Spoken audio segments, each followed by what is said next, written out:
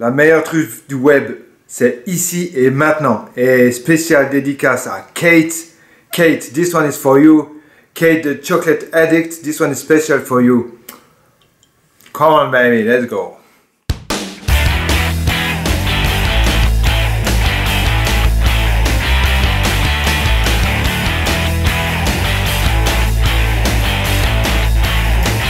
Ok, alors pour nos truffes, il nous faut du chocolat noir, du beurre. On amène la crème à et de la ébullition, crème. on la verse sur le chocolat haché.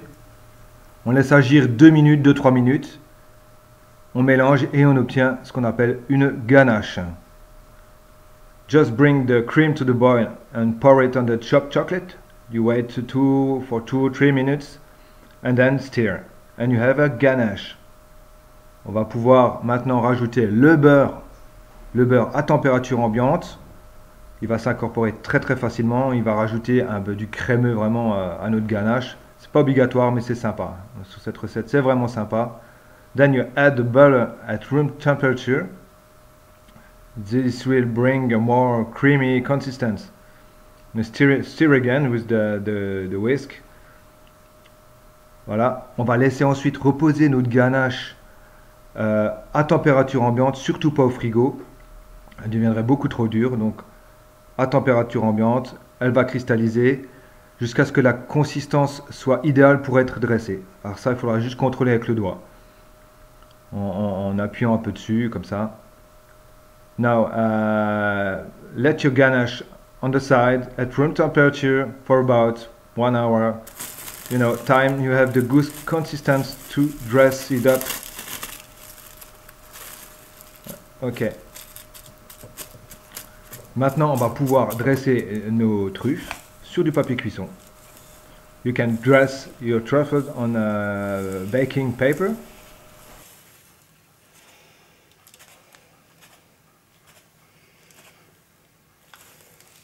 Voilà. Une fois que j'ai dressé mes truffes, je les mets au frigo pendant environ une demi-heure, juste le temps de les laisser durcir. D'accord?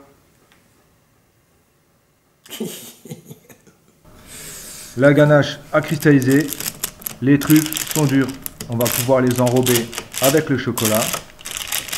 Ici j'ai juste un chocolat qui est fondu, un chocolat de couverture ou un chocolat dessert, juste fondu, pas cristallisé.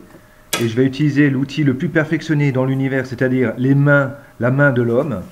Voilà, donc j'enrobe mes truffes comme ça, je les garde en mouvement dans mes mains pour éviter qu'elles collent entre elles.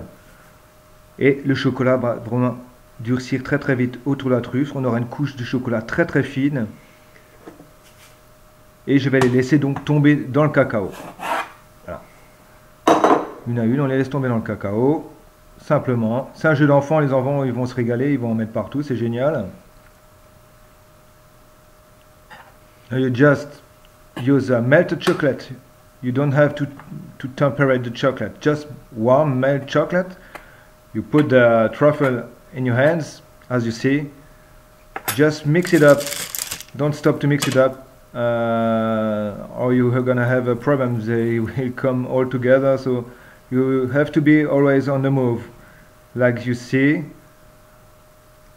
Let them falling down on the cocoa powder, and again and again and again. A real pressure. It's very good for the hands. Yes. Ok, mes petites truffes, voilà, elles sont bien enrobées, elles sont belles.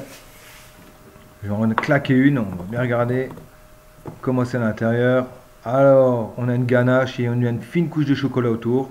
On a le craquant fondant, le fameux craquant fondant. C'est magnifique.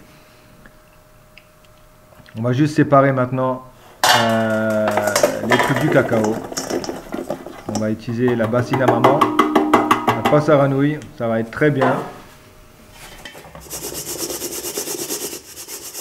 Voilà, les trucs au chocolat, c'est déjà terminé. Donc, une dernière petite précision. Conservation de 3 semaines au frigo. Surtout au frigo parce que voilà, il y a de la crème et il y a du beurre. Je vous promets, vous allez vous régaler. Allez faire un tour sur la chaîne de Kate, ça s'appelle Chocolate Addict. Beaucoup de décorations au chocolat, beaucoup d'idées. super bien présenté avec une nana super sympa. Donc voilà, Kate, kiss from friends. Et allez faire un petit tour sur sa chaîne. Voilà, bye, ciao, music. Party, oh, party.